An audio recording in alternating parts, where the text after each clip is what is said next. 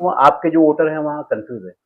Voter को confuse होने की कोई जरूरत नहीं। मैंने माइक लेकर कई बार चिल्ला चिल्ला कर बोल दिया है, रईस को और रियाज को बुलाकर भी बोल दिया है कि आप दोनों को इलेक्शन लड़ना है। मैं भिवंडी में और भी उम्मीदवार हैं, अरे दूसरी पार्टियों के। भाई साहब दूसरे उम्मीदवार गए तेल लेने। सुनिए ये में एक और सवाल है, समाजवादी की पहली बार नगर सेवक कितने थे? पहली बार मुझे याद नहीं है, बस 17 भी थे एक बार, 18। और कांग्रेस को मुझे सपोर्ट करना चाहिए था, लेकिन कांग्रेस के लोगों की हठधर्मी ये है कि वो लोग सिर्फ और सिर्फ सत्ता में रहना चाहते हैं। निर्बाध सब नगर सेवकों को बकरे की तरह भरे गाड़ी में, पता नहीं कहाँ ले जाके छुपा दिए और हम ढूंढते रहे सारा गुजरात के बॉर्डर पे, पता नहीं कहाँ कहाँ होटल में कहाँ गए सब। आदाब, आइए बात करते हैं। इस वक्त मैं मौजूद हूँ गोविंडी के शिवाजी नगर में और मेरे ठीक पीछे करीब करीब 10 मीटर की दूरी पर अंधेरे में डूबा ये अबू आसिम आजमी का समाजवादी का कार्यालय है।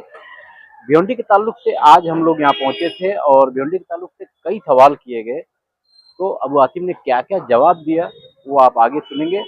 बहरहाल पत्रकारों के सवाल में अबू आसिम आजमी ने बताया, जब उनसे पूछा गया कि पहली बार भिवंडी में समाजवादी पार्टी के कितने नगर सेवक थे, तो उन्हें वो भी याद नहीं, मगर उनकी पूरी कोशिश ये थी कि कहीं ना कहीं भिवंडी पश्चिम और भिवंडी पूर्व दोनों से दो नाम यानी मौजूदा एमएलए रईस शेख साथ ही रियाज आदमी, ये दोनों जीत कर आ जाए, बस इसी में उनकी खुशी थी। मैं सलमान मेमन के साथ खान का ख्याल। आसिम भाई, फिलहाल भिवंडी शहर की जो हालत है, लोग कंफ्यूज है थोड़ा सा रियाज को लेकर, रईस भाई को भी लेकर। आप कल वहाँ गए भी थे तो नीचे कुछ मसला भी हो गया, थोड़ा सा उसका खुलासा कर दीजिए भिवंडी वालों की। मसला जो हुआ ना, पर्सनल किसी का पैसा का लेन देन है। हाँ। वो लोग मेरे पास आगे शिकायत करना चाहते थे। मैं किसी के पैसे के लेन देन में क्या करूँ? यहाँ रोज सुबह शाम खड़े आदमी तो भैया मेरा पैसा बिल्डिंग बनाने के लिए दिया था, 50,000 रुपया खा गया, वो मेरा घर खाली नहीं कर रहा है। That is not my duty. मगर मैं कोशिश कर सकता हूँ बुला के दो लोग को समझाऊं। तो वो शिकायत करने आ रहा था, जिसकी शिकायत करने आ रहा था वो नहीं चाहता कि ऊपर चढ़ के जाए वो, तो आपस में ठीक ठीक उनकी हो रही थी वहाँ पे, और कोई बात नहीं, पॉलिटिकल कोई चीज नहीं थी। अच्छा, भिवंडी पूर्व और पश्चिम आपके दो मजबूत लोग खड़े हैं, एक तो रईस शेख फिलहाल एमएलए हैं और फिर रियाज आदमी, तो दोनों के बारे में थोड़ा खुलासा कीजिए। लोग आपके जो वोटर हैं वहाँ कंफ्यूज है। वोटर को कंफ्यूज होने की कोई जरूरत नहीं। मैंने माइक लेकर कई बार चिल्ला चिल्ला कर बोल दिया है, रईस को और रियाज को बुलाकर भी बोल दिया है कि आप दोनों को इलेक्शन लड़ना है। मैं भिवंडी में बगैर किसी अलायंस के, कांग्रेस भी लड़ी थी और भी लड़े थे, उसके बाद भी मैं दोनों सीट चुनकर आ चुका हूं। इसका मतलब कि मेरा वोट बैंक वहां है। इस बेस पर मैं अपना इंडिया अलायंस में या वहां विकास अघाड़ी में मैं दोनों सीट को मांग रहा हूं, रिक्वेस्ट कर रहा हूं कि भाई मुझे दोनों सीट दे दीजिए। तो एक सीट दोनों सीट कैसे आपको मिलेगी?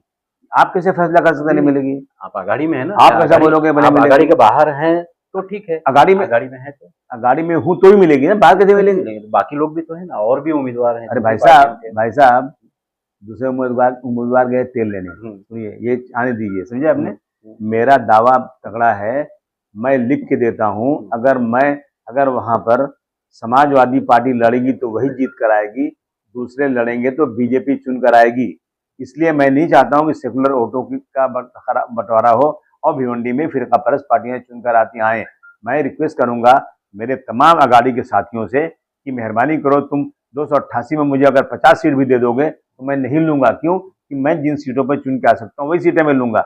मैं मांगूंगा, सीट मुझे मिलेगी और मैं दोनों सीट लड़ूंगा। आप ज्यादा सवाल मत कीजिए मेरे भाई साहब। नहीं, सवाल तो मेरा हो गया, बोला ना मैंने आपको, मेरा सवाल नहीं है, बोला ना मैंने आपको, सवाल मेरा नहीं है, मैं भिवंडी लोगों की तरफ से। अरे यार आपसे मैं कह रहा हूँ कि मैं दोनों सीट लड़ूंगा, मैं दोनों सीट लूंगा। अल्लाह वाले का कौन जीतता कौन हारता अल्लाह के हाथ में। एक और सवाल है, समाजवादी की पहली बार नगर सेवक कितने थे? पहली बार मुझे याद नहीं है, बस 17 भी थे एक बार, 18। और दूसरी बार अभी हाँ हिस्ट्री लेकर नहीं बैठा हूँ मैं, ये आपके जो मतदाता हैं वो जानना चाहते हैं। मतदाता जानते हैं, जो मतदाता वहाँ के हैं उनको मालूम है कितने। मेरे पास अभी लिस्ट नहीं है, लेकिन मैं 17-18 नगर सेवक चुन के आया था। भिवंडी में सबसे बड़ी पार्टी, सबसे ज्यादा नगर सेवक समाजवादी पार्टी के थे, इसलिए कांग्रेस को मुझे सपोर्ट करना चाहिए था। लेकिन कांग्रेस के लोगों की हठधर्मी ये है कि वो लोग सिर्फ और सिर्फ सत्ता में रहना चाहते हैं।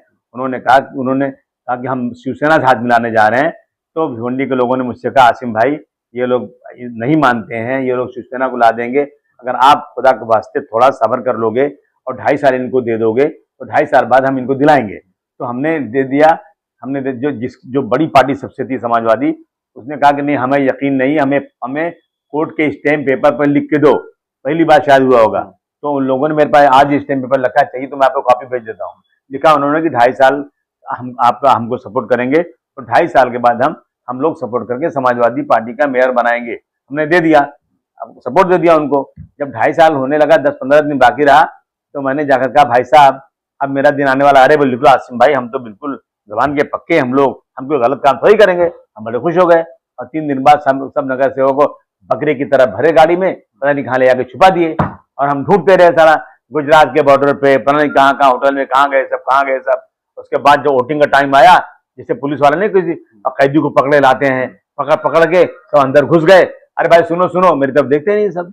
और जब मिल करके उन लोगों ने जो है फिर शिवसेना और बीजेपी के साथ मेयर बना लिया। अब सुन लिए, पिछली बार एक आदमी के पास सिर्फ 5 नगर सेवक चुन के आए थे भिवंडी में। कितने? 5 नगर सेवक वाले को कम से कम 46-47 नगर सेवक चाहिए मेयर बनाने के लिए। लेकिन उसने क्या किया, सबको खरीद लिया और पूरे कांग्रेस के दूसरे पार्टियों के सब बिक गए और फिर उसने मेयर बना लिया। भिवंडी में ये चलन जो है ना बहुत खराब है। इस चलन को दूर करना चाहिए। जनता को देखना चाहिए कौन लोग हैं जो सिर्फ और सिर्फ पैसे की बदौलत टूटते हैं और जो है पार्टी की व्हिप को नहीं मानते। ये भिवंडी में बहुत दिनों से जारी है, उसको तोड़ना चाहिए। सर 22-62 स्कूल में जो ओपनिंग को महानगर पालिका ने अवैध बताया था, उससे आपकी क्या टिप्पणी? देखिए ऐसा उसको रईस को उसके बारे में ज्यादा मालूमात है, लेकिन उस लोग कोई अवैध नहीं होता है।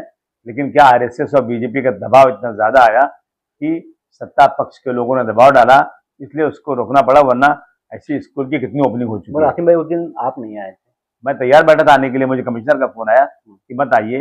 उसके बाद मुझे जो है म्युनिसिपल कमिश्नर का फोन आया, नोटिस भेजा उन्होंने। फिर रईस का फोन आया कि मैं पुलिस चौकी पे खड़ा हूँ, आसिम भाई मत आइए। खुदा की कसम अगर झूठ बोले तो अल्लाह माफ ना करे। खुदा की कसम मैं भाग के दौड़ के मैंने इनको हार पहनाया। खुदा की कसम सिर्फ समाज की मदद के लिए करता हूं, मुझे पैसों की जरूरत नहीं है। खुदा की कसम मैं जो है ना नमाज में दुआ कर रहा था। खुदा की कसम, खुदा की कसम, खुदा की कसम, खुदा की कसम, खुदा की कसम, खुदा की कसम।